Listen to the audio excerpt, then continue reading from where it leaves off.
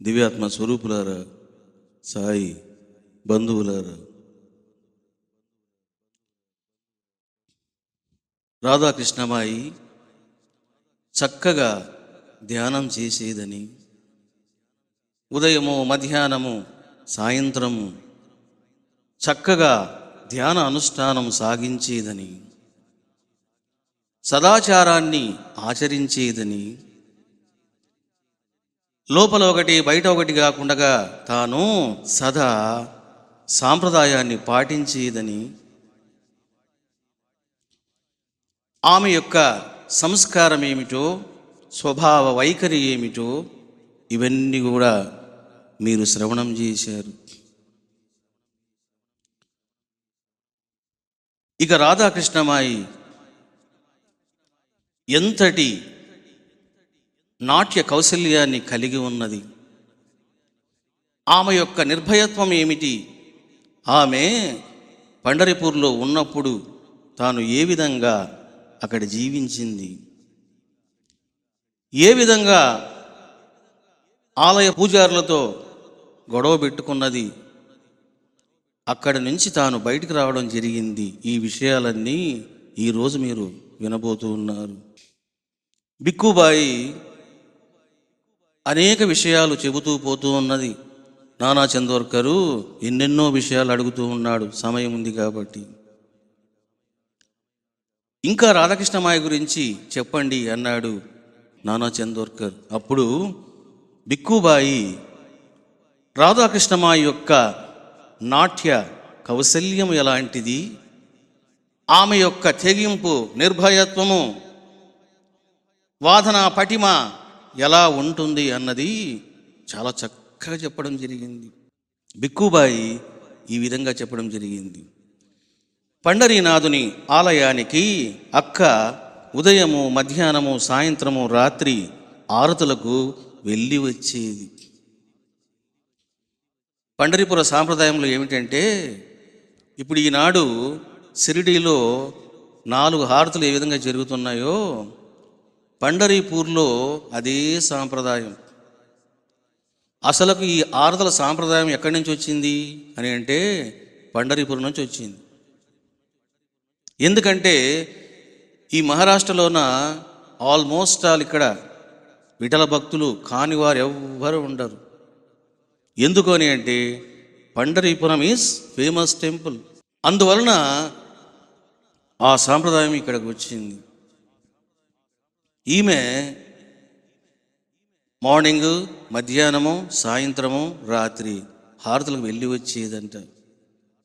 అక్కడ తన కాలాన్ని వినియోగించేది, హారతులు పాడేదంట.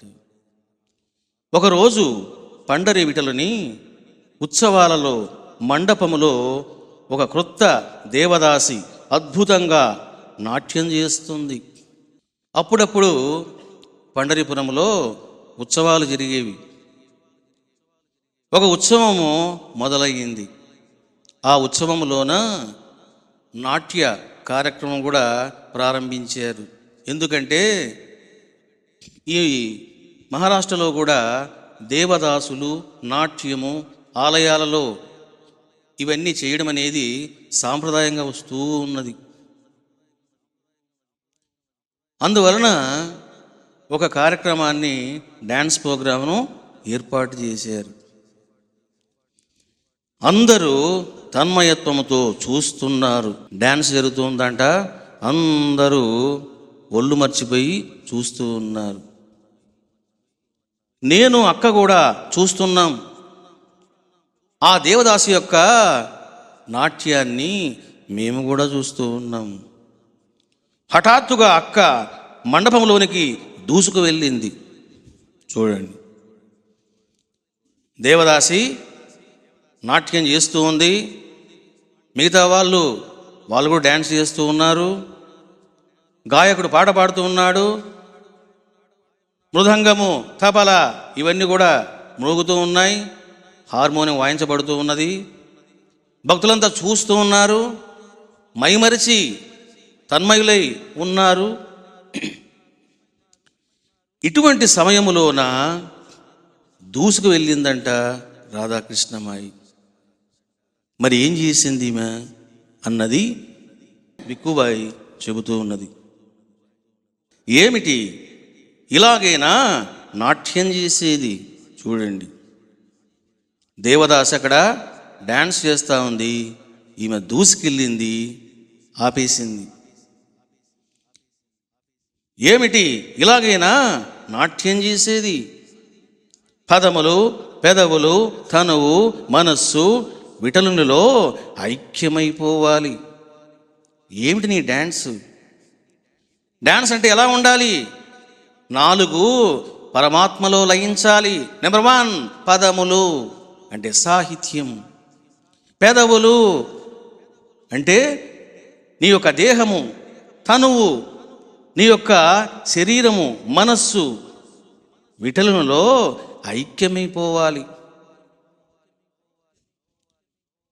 నువ్వు పాడుతూ ఉండాలి, నీ పెదవులు పలుకుతూ ఉండాలి, నీ దేహము ఇదిగో నాట్యం చేస్తూ ఉండాలి. నాట్యం చేసేటువంటి మనస్సు, దేహము ఇవన్నీ కూడా పరమాత్మలో లయం కావాలి. రాగ, పద, తాళ, నర్తనాలు ఆ స్వామి కళ్ళు శరీరములో లయమైపోవాలి. కానీ పిచ్చి గంతులలాగా చేస్తే అది భక్తి అవుతుందా? చూడండి, ఈ కార్యక్రమాన్ని ఎక్కడ ఏర్పాటు చేశారు? పండరీపుర ఆలయములో ఏర్పాటు చేశారు. దేనికోసం చేశారు? భక్తి కోసం చేశారు, భక్తితో చేశారు. మరి నువ్వు చేస్తున్నది ఏమిటి? రాగము, పద అంటే సాహిత్యము, తాళము, నర్తనాలు అంటే భంగిమలు, ఆ స్వామి కళ్ళు, ఆ పరమాత్మ యొక్క నేత్రములు శరీరములో లయమైపోవాలి. నీ శరీరములో లయమైపోవాలి. చూడండి ఎలా చెప్తుందో. అంతేగాని పిచ్చి గంతులలాగా చేస్తే అది భక్తి అవుతుందా? భావపు నాట్యము కాదు, సరికదా? పొట్టకూటి కోసం చేసే భోగం మేళం అవుతుంది అని మందలించింది. చూడండి, ఆమె చక్కగా డ్యాన్స్ చేస్తూ ఉంది. రాధాకృష్ణమాయి స్టేజ్ ఎక్కేసింది. ఏమిటి నువ్వు చేసేది? నువ్వు చేసేది నాట్యం అనుకుంటున్నావా? భోగపు కార్యక్రమం అనుకుంటున్నావా? నాట్యములోన పరమాత్మలో లయం కావాలి. ఏమి లయం కావాలో చెప్పింది రాధాకృష్ణమాయి. నీ యొక్క పదములు, నీ యొక్క పెదవులు, నీ యొక్క దేహము, నీ యొక్క తనువు, నీ యొక్క శరీరము, నీ యొక్క మనస్సు ఇవన్నీ కూడా లయం కావాలి. మరి నువ్వు చేస్తున్నది ఏమిటి? నీవు చేసేది నాట్యం కాదు అని ఈమె మందలించింది. నువ్వు చేసేటువంటి నాట్యము భక్తి కోసం లా లేదు, పొట్ట కూటి కోసం చేస్తున్నావు. నీ యొక్క డ్యాన్సు మోహ వాంఛలను కలిగిస్తుంది కానీ పరమాత్మ యొక్క ఆలోచనను కలిగించడం లేదే అని రాధాకృష్ణమాయి దేవదాసిని అందరి ముందు మందలించింది. చూడండి, ఇక్కడ ఎందుకు ఈ విధంగా మాట్లాడుతుంది అని అంటే, నాట్యము అంటే ఏమిటో, ఆ నాట్యములోని తత్వం ఏమిటో చక్కగా గ్రహించింది రాధాకృష్ణమాయి.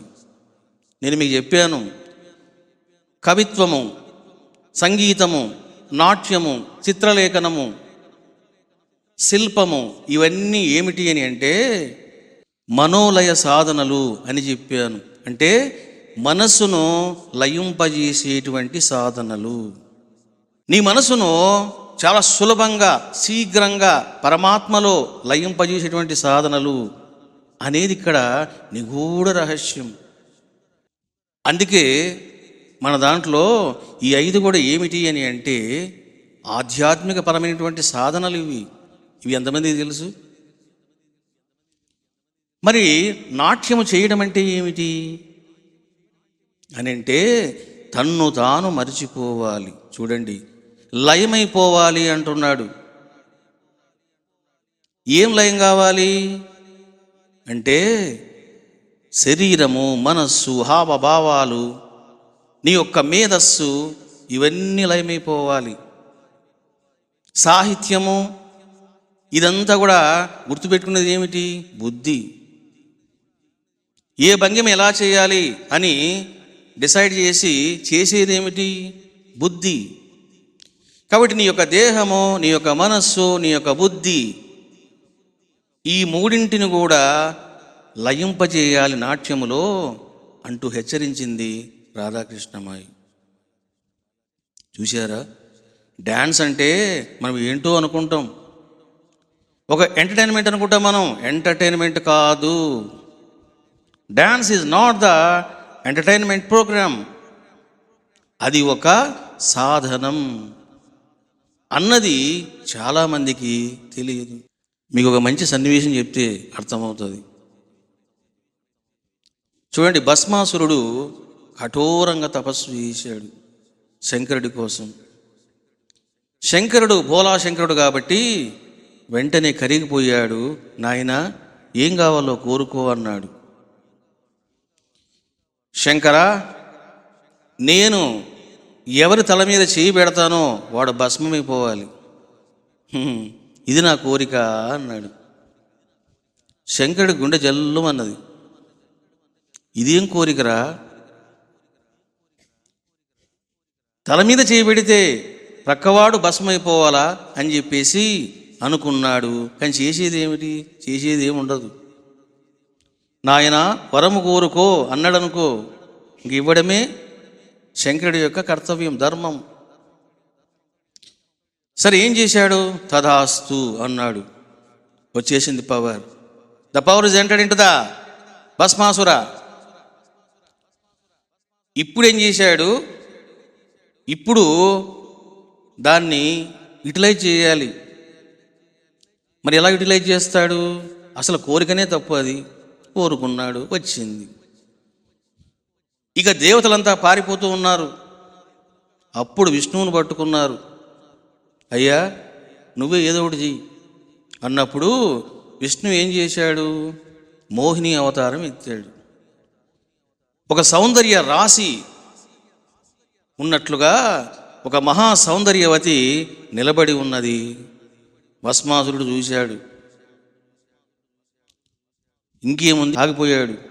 నన్ను వరించు అన్నాడు. భస్మాసురా, నేను నిన్ను వరిస్తాను, కానీ ఒక కండిషన్, నీవు నాలాగా నాట్యం చేయాలి, నన్ను మెప్పించాలి, నన్ను ఓడించాలి, అప్పుడే నిన్ను వరిస్తాను అన్నది. ఓ చేస్తాను అన్నాడు. సరే, ఏం జరిగింది? డ్యాన్స్ ఇద్దరు మొదలుపెట్టారు. మోహిని డ్యాన్స్ వేస్తూ ఉన్నది. ఏ స్టెప్ వేస్తే ఆ స్టెప్పు భస్మాసురుడు వేయాల. మోహిని వేస్తూ ఉన్నది, వేస్తూ ఉన్నది, వేస్తూ ఉన్నది. ఏం చేసింది?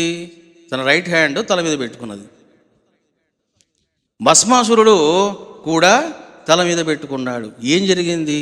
భస్మం అయిపోయినాడు. ఇక్కడ మీరు ఒక రహస్యాన్ని తెలుసుకోవాలి. భస్మాసురుడికి తెలుసు ఏమని? తల మీద చెయ్యి పెడితే అది తల ఎవరిదైనా కావచ్చు, తనది కావచ్చు, మరొకటిది కావచ్చు, ఒక జంతువుది కావచ్చు, ఒక దేవతది కావచ్చు, ఒక మానవుడిది కావచ్చు. తల మీద చెయ్యి పడిందా వాడు భస్మైపోతాడు. మరి ఈ విషయం తెలియదా భస్మాసురుడికి? తెలుసు. మరి ఎందుకు మిస్టేక్ చేశాడు అని అంటే, చూశారా, తన్ను తాను మరిచాడు. నాట్యములో ఉన్నటువంటి పవర్ అది. సంగీతంలో ఉన్నటువంటి పవరు పాడేవాడికి తెలుస్తుంది. నాట్యంలో ఉన్న పవరు చేసేవాడికి తెలుస్తుంది, చూసేవాడికి తెలియదు. అంటే ఇక్కడ తన్ను తాను మర్చిపోయి తల మీద చెయ్యి పెట్టుకున్నాడు, భస్మం అయిపోయినాడు. ఇక్కడ భస్మం అయ్యాడు. ఆ విషయాలు మనకు అనవసరం. నేను అంటున్నాను, భస్మాసురుడు ఏ విధంగా అయితే తన్ను తాను మర్చిపోయి లయమైపోయి తాను చెయ్యి పెట్టుకున్నాడో, అటువంటి తన్ను తాను మరిచిపోయేటువంటి దివ్యస్థితి నాట్యములో కలగాల, అది సర్వశ్రేష్ఠ నాట్యము అని అంటారు.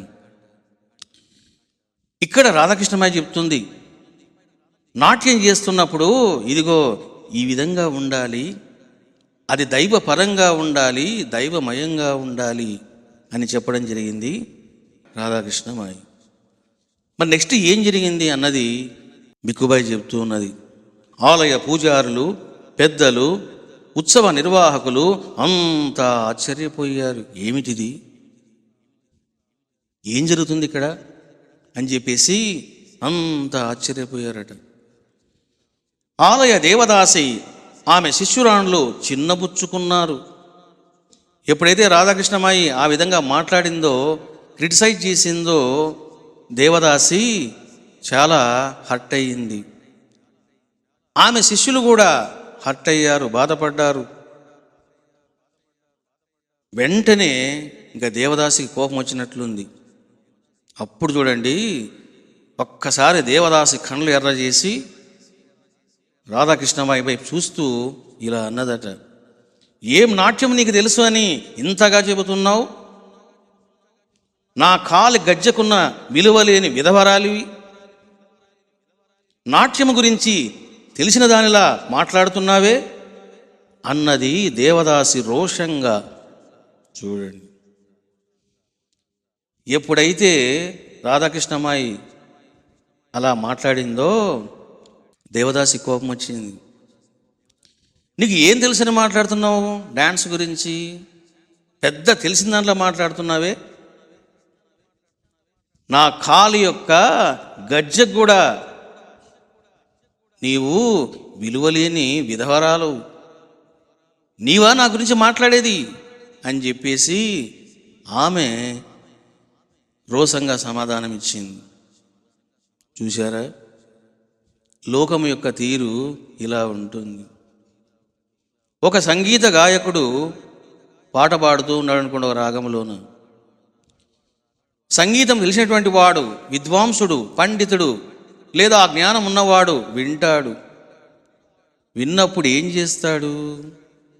పాడేవాడు తప్పు పాడుతున్నాడు. ఇప్పుడు ఇందాక అతను మోహన రాగం వాయించాడు, సరిగా పదస సరపగరిజ.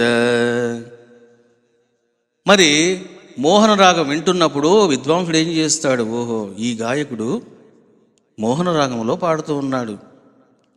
పల్లవి విన్నాడు, శరణం విన్నాడు, అర్థం చేసుకున్నాడు. ఏమని? ఎస్, ఈ సింగింగ్ ఇన్ ద మోహన్ రాగా అని అర్థం చేసుకున్నాడు. మరి చిన్న మిస్టేక్ జరిగిందనుకోండి, ఏమవుతుంది? రాగం మారిపోతుంది. సరిగా పదస సదపగరిస, సరిగా పదస సదపగరిస, శివరంజన్ రాగం అయిపోయింది. ఏమిటి, తను మోహన్ రాగం పాడుతున్నాడా, శివరంజన్లో పాడుతున్నాడా? సరిగా పదస సదా పగరిస. అప్పుడు ఏమంటాడు? అయ్యా, మీరు పాడేది మోహన రాగం కాదు, మీరు శివరంజన్ రాగం పాడుతున్నారు, లేక మీరు తప్పు పాడుతున్నారు. కొంత మోహన పాడుతున్నారు, కొంత శివరంజన పాడుతూ ఉన్నారు అంటాడు. పట్టుకుంటాడు, వాదిస్తాడు. తెలిసినవాడు. తెలియనివాడు ఏం చేస్తాడు? కాముగా విని వాడు వెళ్ళిపోతాడు. ఇక్కడ ఎందుకు రాధాకృష్ణమాయి అడుగుతున్నదంటే, she found the mistake in the dance. Dance ఏ విధంగా వెయ్యాలో, ఏ విధంగా వెయ్యకూడదో, ఎలా ఉండాలో అవన్నీ ఆమెకు తెలుసు. కాబట్టి ఆమె ఏం చేసింది? ఇలాగ నా చేసేది అని చెప్పింది.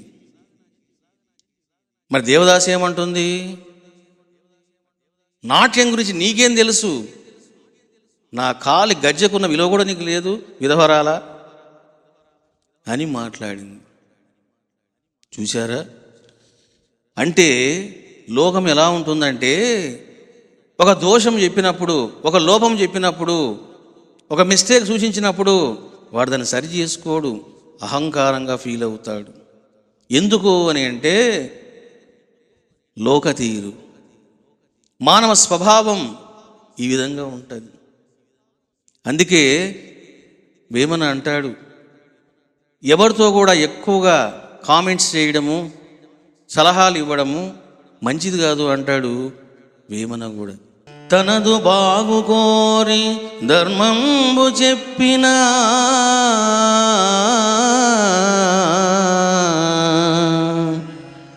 తిట్టుచుండ్రు మొరకు లెట్ట ఎదుట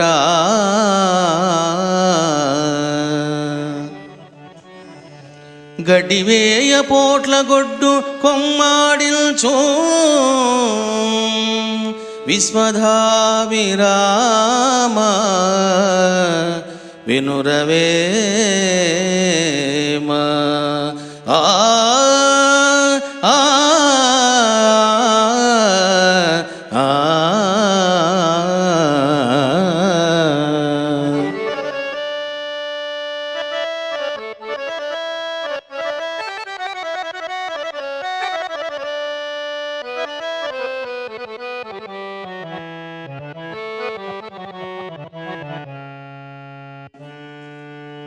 చూడండి, ఇక్కడ వేమన చెబుతూ ఉన్నాడు, తనదు బాగు కోరి ధర్మంబు చెప్పిన. అమ్మా, నువ్వు తప్పు చేస్తూ ఉన్నావు, నీ డ్యాన్స్లో లోపం ఉన్నది, దోషం ఉన్నది అని చెబితే తిట్టుచుండ్రు మరకు లెట్ట ఎదుట. నీవేమిటి నాకు చెప్పేది అని మూర్ఖుడు ఇతరుల ముందు నిన్ను అవమానిస్తాడు, నీ మాట వినడు. గడ్డివేయ పోట్ల గొడ్డు కొమ్మాడిల్చు. ఒక పొగరుబోతూ గొడ్డు దగ్గర నువ్వు నిలబడి దానికి నువ్వు గడ్డి వేయాలని దాని ముందుకు వెళ్తే నిన్ను పొడవాలనేది తలాడిస్తుంది. కాబట్టి నీవు జాగ్రత్తగా ఉండాలి, ఎవరికి పడితే వాళ్ళకు నీవు దోషాలు లోపాలు ఎత్తి చూపవద్దు అన్నాడు వేమన కూడా. సో ఈ విధంగా రాధాకృష్ణమాయి దేవదాసికి చెప్పడము, ఆమె క్రిటిసైజ్ చేయడము ఈ విధంగా జరిగింది. మరి దేవదాసి ఆ విధంగా రోషంగా అన్నప్పుడు మరి రాధాకృష్ణమాయి ఏం చేసింది? ఊరుకుందా? ఎప్పుడైతే నువ్వు రాగము తప్పు పాడుతున్నావు అని అన్నాడు, ఆ చెప్పేవాడు, విమర్శించేవాడు, మాట్లాడేవాడు వాడు ఆ రాగం పాడాలి. అట్లనా బాబు, ఇదా రాగం పాడు అంటాడు. ఇప్పుడు ఆ రాగంలో తాను పాట పాడాలి, వీడిని మెప్పించాలి, వీడి పాడిన తప్పని నిరూపించాలి. This is the rule. మరి ఇప్పుడు రాధాకృష్ణమ్మ ఏం చేసింది? నువ్వు నాట్యము తప్పు చేస్తున్నావు, ఇది నాట్యం కాదు, ఇది భోగం మేళలా ఉన్నది, ఇది భక్తిపరంగా లేదు, దైవపరంగా లేదు అని ఆమె యొక్క ఆంతర్యం. ఎప్పుడైతే ఆ మాట దేవదాసి అన్నదో ఇంకేం చేసింది రాధాకృష్ణమాయి? అన్నది మిక్కుబాయి చెబుతూ ఉన్నది. వెంటనే అక్క మరో నాట్యగత్త చేతిలోని గజ్జలు తీసుకొని కాళ్ళకు ధరించింది. నాట్యం అంటే ఏమిటో నీకు చూపిస్తాను అని చెప్పి వాళ్ళ ట్రూపులోనే, దేవదాసి ట్రూపులోనే ఒక చిలికత్త యొక్క గజ్జలు తీసుకుందట. ఆ గజ్జలు తన కాళ్ళకు కట్టుకున్నది, విఠలునికి నమస్కరించింది. సాంప్రదాయం చూశారా? ప్రతి చోట కూడా ఈమె సాంప్రదాయాన్ని పాటిస్తూ పోతుంది. డ్యాన్స్ చేసే ముందు దైవానికి నమస్కారం చేయాల. గజ్జలు కట్టుకున్నది, విఠలుడికి నమస్కారం చేసిందంట. వాద్యగాళ్ళందరికీ రాగము, తాళము, శృతి, కీర్తన చెప్పింది. ఎవరైతే అక్కడ ఆర్కెస్ట్రా వాయిస్తున్నారో వాళ్ళందరికీ చెప్పిందంట, ఇదిగో ఇది కీర్తన, స్కేల్ ఇది, రాగము, తాళము ఇవన్నీ చూసుకోండి, దీనికి వాయించండి అన్నది. ఇంకా వాళ్ళు వాయించడం మొదలుపెట్టారు. మండపములో అక్క మహా అద్భుతంగా నాట్యం చేసింది. ఎలా వేసింది బాబాగారు తెలుసునా? అపర రాధల, అపర రుక్మిణిల, అపర సత్యభామల, అపర గోపభామినిల నృత్యం చేసింది అక్క అన్నది బిక్కుబాయి.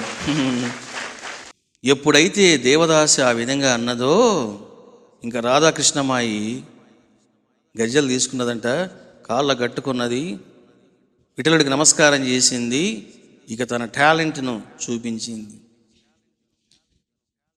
ఇక ఆ నాట్యము మహా అద్భుతంగా చేసిందంట. అందరూ ఆశ్చర్యపోయి చూస్తున్నారట. మరి అంతే కదా, జ్ఞానం ఉన్నవాడు, టాలెంట్ ఉన్నవాడు, విద్వత్తు ఉన్నవాడు ఊరుకుంటాడా? ఊరుకోడు. తన యొక్క టాలెంట్ను, తన యొక్క విద్వత్తును రాధాకృష్ణమాయి నాట్యం చేసి సభాముఖంగా ప్రదర్శించిందంట. చూడండి, ఎప్పుడైతే ఇలా జరిగిందో ఇంకేముంది,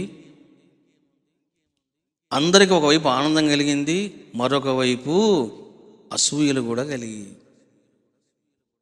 ఎందుకో కానీ ఈమె జీవితంలోన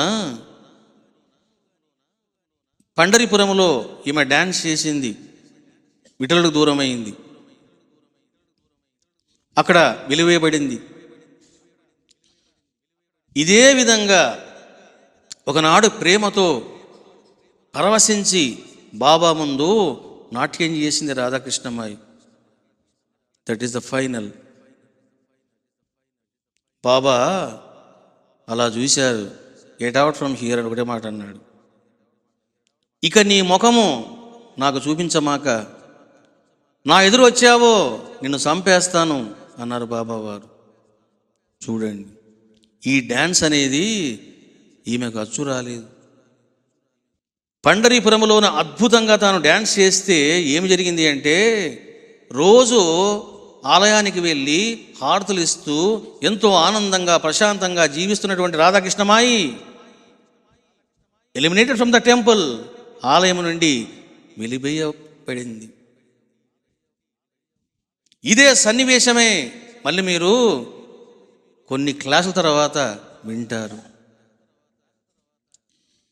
ఎప్పుడైతే ఈ విధంగా జరిగిందో, అద్భుతంగా తను డ్యాన్స్ చేసిందో, అందరూ ఆశ్చర్యపోయారంట. ఇంకా ఏం జరిగిందో బిక్కుబాయి చెప్తూ ఉన్నది. రాధాకృష్ణ రాధే శ్యామ్ అంటూ కన్నీరు గారుస్తూ ఆ విఠలునిలో ఐక్యమైపోయింది అక్క. చూడండి, అద్భుతంగా డ్యాన్స్ చేస్తూ రాధాకృష్ణ రాధేశ్యామ్ అంటూ కన్నీరు గారుస్తూ. కన్నీళ్ళు ఊరికనే వస్తాయా? నాట్యం చేస్తున్నప్పుడు మనస్సు, బుద్ధి, దేహము అన్నీ కూడా అలర్ట్గా ఉంటాయి. ఏ స్టెప్ ఎక్కడ పడాలి, ఎక్కడ పడకూడదు, ఏది ముందు, ఏది వెనకాల, నెక్స్ట్ ఏమిటి అన్నటువంటి ఒక గందరగోళం ఉంటుంది డ్యాన్స్ చేసేవాడికి. మరి నాట్యము చేస్తూ ఆమె కన్నీరు గారుస్తుందంట. విఠల భగవానుడిలో అక్క ఐక్యమైపోయింది. చూసారా? ఇప్పుడు ఇందాక ఏం చెప్పింది? నాట్యం అంటే ఇదిగో అది నాట్యం కాదు, నాట్యం అంటే నీ దేహము, నీ మనస్సు పరమాత్మలో ఐక్యం కావాలి అన్నది Radhakrishnamayi. Now she showing the achievement in front of the people. కాబట్టి ఏమి సాధించాలో, ఏ విధంగా తన మనసును, దేహాన్ని పరమాత్మలో లయం చేయాలో దాన్ని సభాముఖంగా నిరూపించి కన్నీరు గారుస్తూ తాను ఒక తన్మయత్వ స్థితిలోకి వెళ్ళిపోయిందంట రాధాకృష్ణమాయి. పాండురంగని చరణాలపై వ్రాలి వెక్కి వెక్కి ఏడుస్తున్నది. వాస్తవంగా డ్యాన్స్ చేసేటప్పుడు శోకించడమే చాలామందికి చేత కాదు. వాళ్ళు అట్లా ఏడవలేరు. నటించమంటే నటిస్తారు తప్ప నిజంగా హార్ట్ఫుల్గా వాళ్ళు శోకించలేరు. మరి వెక్కి వెక్కి ఏడ్చాలి అంటే లోపల ఎంత బాధ ఉండాలి, ఎంత విరహతాపం ఉండాలి, ఎంత విరహ వేదన ఉండాలి. కన్నీళ్ళు ఎందుకు వస్తూ ఉన్నాయి?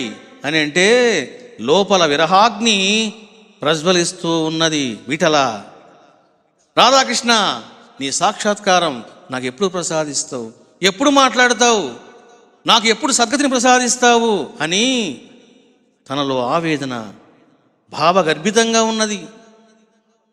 అందుకని తాను వెక్కి వెక్కి ఏడుస్తున్నదంట. ఆ మహాద్భుత నాట్యాన్ని తిలకించిన ఎవ్వరూ ఆమె నాట్యాన్ని మెచ్చుకోకుండా ఉండలేకపోయారు. వాళ్ళకు కష్టంగా ఉన్నా, బాధగా ఉన్నా, వేదనగా ఉన్నా, కోపంగా ఉన్నా అక్క యొక్క నాట్యాన్ని చూసి మెచ్చుకోలేకుండా పోయినారు అంటున్నది బిక్కుబాయి. చూశారా? అంటే అంత అద్భుతంగా డ్యాన్స్ చేసిందంట రాధాకృష్ణమాయి. ఆమె నాట్యాన్ని మెచ్చుకోకుండా ఉండలేకపోయారు. శభాష్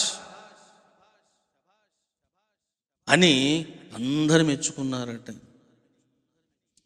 కరతల ధ్వనులు మిన్నుముట్టాయి.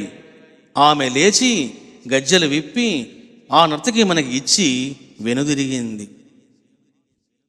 ఇక అందరూ చప్పట్లు కొట్టారు. ఆ చప్పట్లకు ఈమె కూడా ఇక లేచిపోయింది. తన కాళ్ళ కట్టినటువంటి గజ్జలు తీసి తిరిగి ఆమెకి ఇచ్చేసి రాధాకృష్ణమ్మ ఇంటికి వెళ్ళిపోయిందంట. ఇంతటి మహానర్తకి రాధాకృష్ణమాయి. అందరూ డ్యాన్స్ చేస్తారు, కానీ అందరూ ఆ నాట్యముతో మనసును లయింపజేయడము, పరమాత్మను దర్శించడము అన్నది 1,000,000 మందిలో ఒక్కడు కూడా చేత కాదు. అందరూ పాటలు పాడతారు. ఎవరు ఎంతమంది పొందుతారు ఆత్మానందాన్ని అంటే, ఇదిగో లక్షల్లో కోట్లలో ఒకడు ఉంటాడు. ఎందుకో తెలుసునా? సంగీతమైన, నాట్యమైన, ఏదైనా సరే ముఖ్యంగా ఫస్ట్ ముందు బుద్ధి పనిచేస్తుంది. మరి బుద్ధి పనిచేస్తే కదా విద్య నేర్చుకునేది. సరిగమ పదని సానిదప మగరే, ఇది చక్రవాకం, సంపూర్ణ రాగం. సరిగమ పదని సనిదప మగరిజ. బుద్ధితో నేను నేర్చుకున్నాను, ఓహో దీని మూర్ఛన ఇది. సరిగమ పదని సనిదప మగరే స.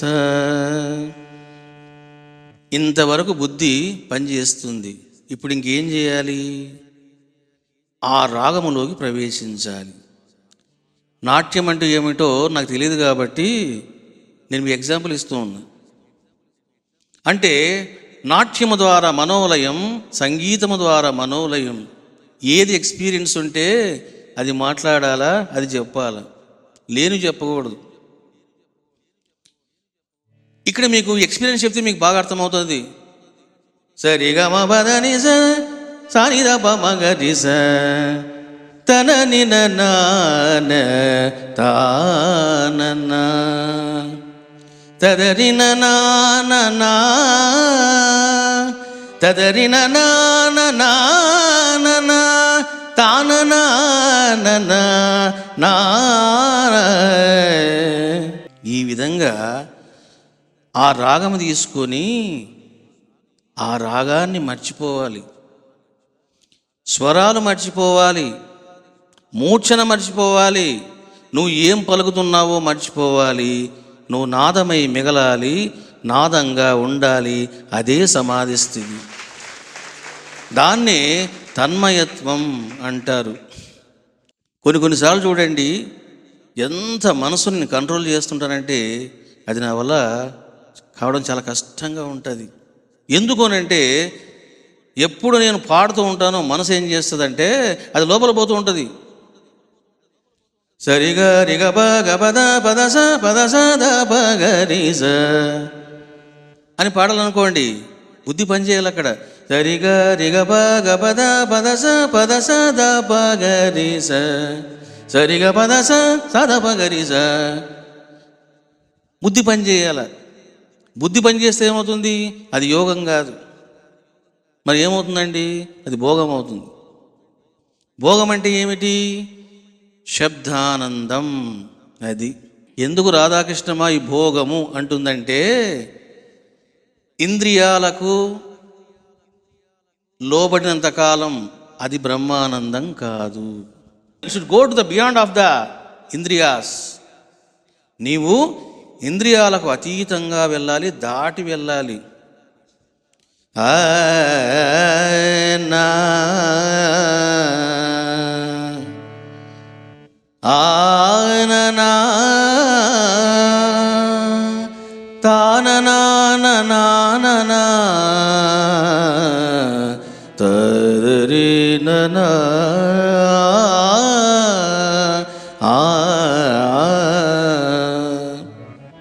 ఇక్కడ ఏం జరుగుతుందంటే చూడండి, కొంతమంది ఏదైనా పాట పాడితే వెంటనే చెప్పేస్తారు స్వరం.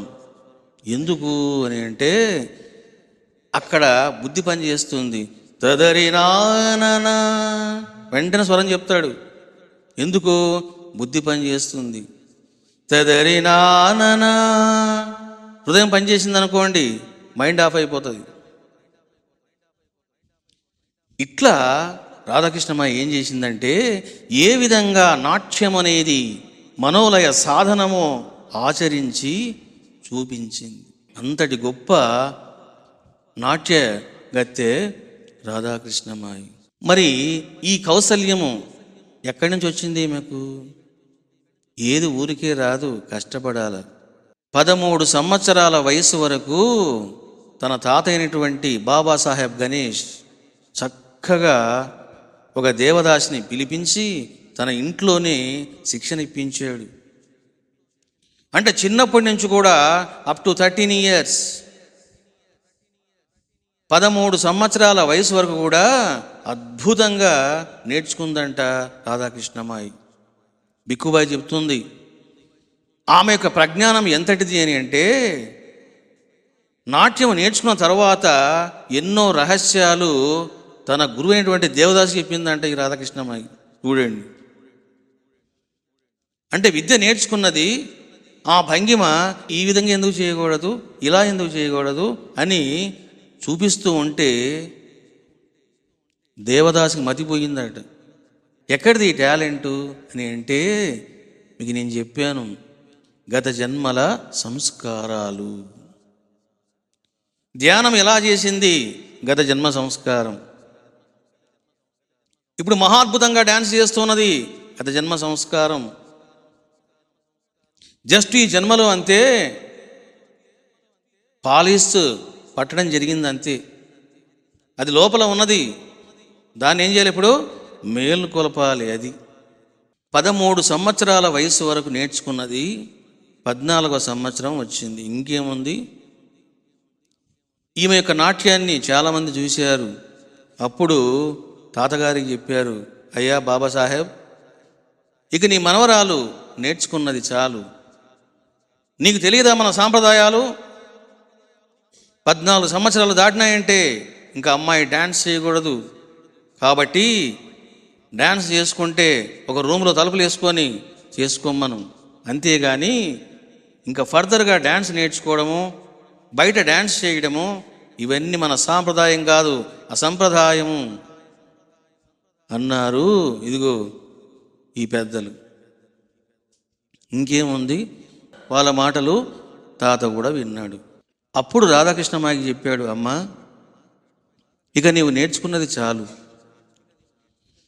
నువ్వు ఏం డ్యాన్స్ చేస్తావో, ఎంతగా నువ్వు సాధన చేస్తావో నీ ఇష్టం, నువ్వు చేసుకో, నేను కాదని చెప్పను. కానీ ఇక ఫర్దర్గా నీవు బయట చేయమాక అన్నాడంట తాత కూడా. సో దాంతో రాధాకృష్ణమాయి నిరుత్సాహపడి ఇక తాను ఇంట్లోనే చేసుకోవడం జరిగేదంట. సరే, ఈ విధంగా జరిగింది. దేవదాసి రోషంగా మాట్లాడింది. నాట్యం అంటే ఏమిటో నీకు తెలుసునా అని ప్రశ్నించింది. రాధాకృష్ణమాయి అద్భుతంగా డ్యాన్స్ వేసి నాట్యం అంటే ఏమిటో చూపించింది, నిరూపించింది. ఇంతవరకు బాగానే ఉంది. ఎప్పుడైతే ఈ విధంగా జరిగిందో ఇక చూడండి గొడవ స్టార్ట్ అయింది. మరి ఆలయ పూజారులు పెద్దలు ఏమన్నారు, ఎలా ఫీల్ అయ్యారు అన్నది బిక్కుబాయి ఇలా చెప్పింది. ఇది దైవద్రోహము, దైవానికి అపచారం. చూడండి ఎలా మాట్లాడుతున్నారు. రాధాకృష్ణమాయి డ్యాన్స్ చేస్తే ఏమంటున్నారు, ఇది దైవద్రోహము, దైవానికి అపచారము, సాంప్రదాయానికి గొడ్డలి పెట్టు అని కుయుక్తులతో ఆలయ పెద్దలు వాదనలు చేశారు. కుయుక్తులతో అంటున్నది బిక్కుబాయి. ఎందుకు కుయుక్తులు అని అంటే, ఈ దేవదాసులకు ఈ ఆలయ పూజారులకు సంబంధాలు ఉన్నాయి, వాళ్ళకి వ్యవహారం ఉన్నది. అందువలన వాళ్ళు ఏం చేశారు, మా దేవదాసిని నువ్వు ఈ విధంగా మాట్లాడతావా, అవమానం చేస్తావా అని చెప్పేసి ఇదిగో వాదనలు చేశారంట. కొందరు పూజారులు ఈ వాదనను కొండంత చేశారు.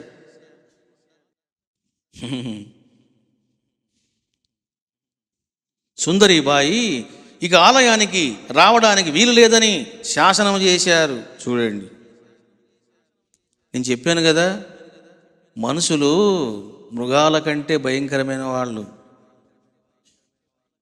పాము ఒక దెబ్బ వేసిందనుకోండి కాటు, వాడు వెంటనే చస్తాడు కాసేపటికి. మనుషులు అట్లా కాదు, మనం చంపుతూనే ఉంటారు.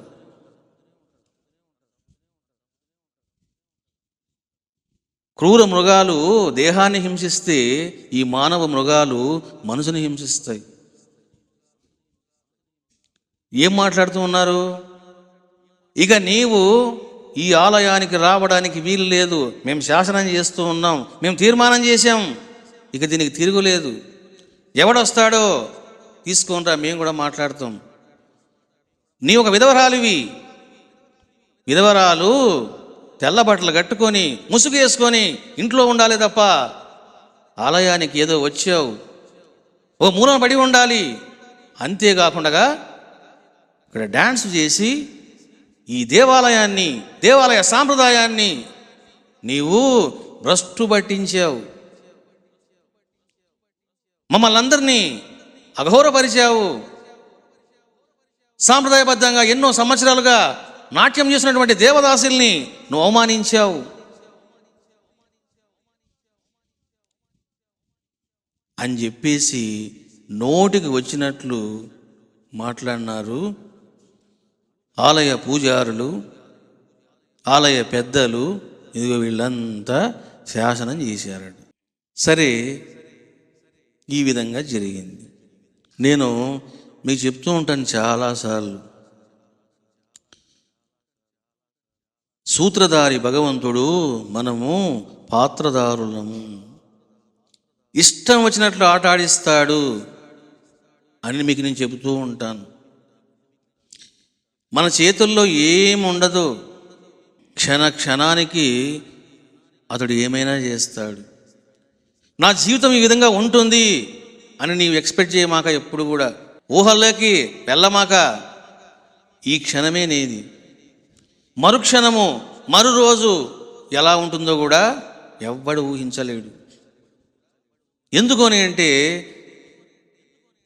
ఆ భగవంతుడిచ్చేది, ఆ సిద్ధ గురువిచ్చేది నీకు అర్థం కాదు. ఎందుకు చేస్తున్నాడో, వెనకాల ఉన్నటువంటి మర్మం ఏమిటో, నీకు జరిగే మంచి ఏమిటో, శ్రేయస్సు ఏమిటో, హితం ఏమిటో నువ్వు అర్థం చేసుకోలేవు. ఏదైతే జరిగిందో నువ్వు బాధపడతావు, ఏడుస్తావు, కుమిలిపోతావు, కానీ నీకు మంచి జరిగింది అనే విషయాన్ని నీవు గ్రహించలేవు. ప్రతి మనిషి చేసేటువంటి మిస్టేక్ ఇదే. నాకు ఈ విధంగా జరిగింది,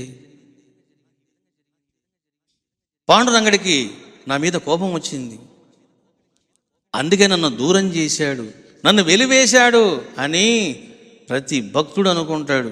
మరి రాధాకృష్ణమయ్య ఏమనుకుంటుంది ఇప్పుడు? ఆమె కూడా అదే అనుకుంటుంది. ఇక నేను వెలివేయబడ్డాను, ఇక మళ్ళీ నేను నా ముఖాన్ని పాండురంగడికి చూపించలేను. చూశారా? ఇప్పుడు ట్రస్ట్ వాళ్ళు, సంస్థానం వాళ్ళు, ఆలయ పెద్దలు అందరూ తీర్మానం చేశారు. ఏమని? ఇక నీవు మళ్ళీ ఈ ఆలయానికి రావడానికి వీలు లేదు, పాండురంగడిని చూడ్డానికి వీలు లేదు. నీవు గనక వచ్చావా నీ కథ ముగుస్తుంది, టేక్ కేర్ అని చెప్పేసి వాళ్ళు తీర్మానం చేశారు. మరి ప్రాపంచికంగా చూస్తే ఇది మనకు ఎలా ఉంది?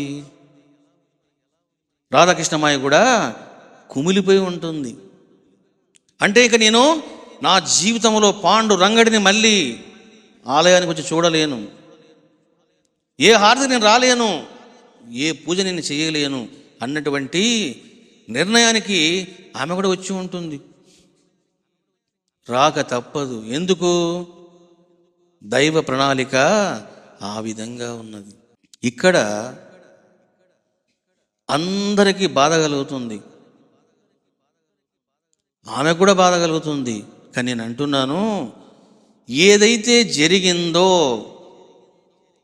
అది ఏమిటిది? పాండురంగని యొక్క ఆగ్రహమా, అనుగ్రహమా అని గనక మనం పరిశీలిస్తే అది పాండురంగని యొక్క ఆగ్రహం కాదు, పూర్ణ అనుగ్రహము అన్నది మనకు అర్థమవుతుంది. ఇంకేం పూర్ణ అనుగ్రహం అండి? వెలివేశారు కదా, మళ్ళీ పాండురంగడిని చూడలేదు కదా, పాండురంగడిని కనులారా దర్శించి చూడలేదు కదా. మరి ఏ విధంగా పూర్ణ అనుగ్రహం అవుతుంది అని అంటే, ఇక్కడ పాండురంగడు ఏం చేశాడంటే, అమ్మా ఒక రాయిలో, ఒక విగ్రహంలో నన్నేం చూస్తావు? సజీవంగా కోటి సూర్య భాస్కరుడై తేజోవంతుడై షిరిడీలో ఆ పాండురంగడు వెలుగుతూ ఉన్నాడు. ఇక నీ జీవితం, నీ ఆలోచనలు, నీ సేవలు, నీ కర్మలు, నీ యుక్తులు అన్నీ ఆయన పాదార విందాలలో సమర్పించు, సేవించు అని పాండురంగడు ఆడిన డ్రామా ఇది. చూశారా? మరి ఈ డ్రామా ఎంతమందికి అర్థమవుతుంది? నేను మీకు అందుకే చెప్తూ ఉంటా, ఏది జరిగినా అనుగ్రహమే, ఏదైనా జరగని అనుగ్రహమే. అది మనకు అనిపిస్తుంది, ఏమిట్రా ఇలా జరిగింది అనుకుంటాం. చూడండి, మనకు ఆగస్టులోన మీకు డేట్ ఇచ్చాను, ఆగస్టు 31 మీకు డేట్ ఇచ్చాను, టీవీలో వచ్చింది, మీరంతా చూశారు, టికెట్స్ బుక్ చేసుకున్నారు. ఏం జరిగింది? వెంటనే సమైక్యాంధ్ర అని అన్నారు, బస్సులు బంద్ చేశారు, కరెంటు బంద్ చేశారు. ఓకే, అంటే ఒక్కరోజు పోయిందే అని మనం అంతా బాధపడ్డాం. ఒక్కరోజు పోయినందుకు 11 రోజులు ఇచ్చాడు బాబా తన సన్నిధిలో. నేను అంటున్నా, everything take in positive direction. నువ్వు బాబాను నమ్ముకున్న తర్వాత పొరపాటున కూడా ఏది జరిగినా అది అనుగ్రహం అనుకోవాలి. నువ్వు అప్పుడే నువ్వు బాగుపడతావు. అయ్యో నాకు ఇలా జరిగింది బాబా అన్నావు అనుకో, నువ్వు మిస్టేక్ చేస్తున్నావు అని అర్థం. ఓహో బాబా ఇట్లా కూడా నాకు ఏదో చేస్తున్నావా చెయ్యి. చూశారా? ఇది ఎవరికి అర్థమవుతుంది? అనుభవిస్తే అర్థమవుతుంది. ఇక ఏమి జరిగింది అన్నది ఇది మనం రేపు చూద్దాం. అందరూ చెప్పండి బాబు. శ్రీ సచ్చిదానంద సద్గురు సాయినాథ్ మహారాజు కీ జై.